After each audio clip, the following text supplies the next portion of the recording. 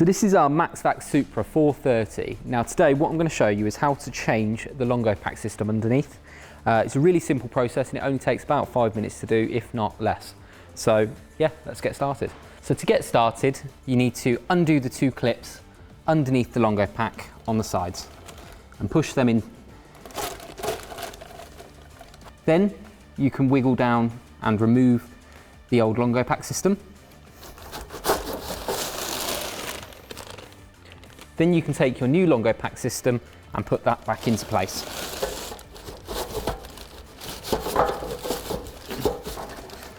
Once that's back in place, you simply move the clips back out and into position.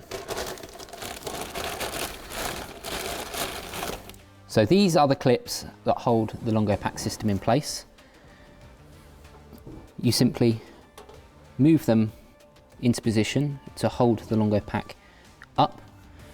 When you are removing the Longopac, pull the clips inwards and then you can remove the Longopac.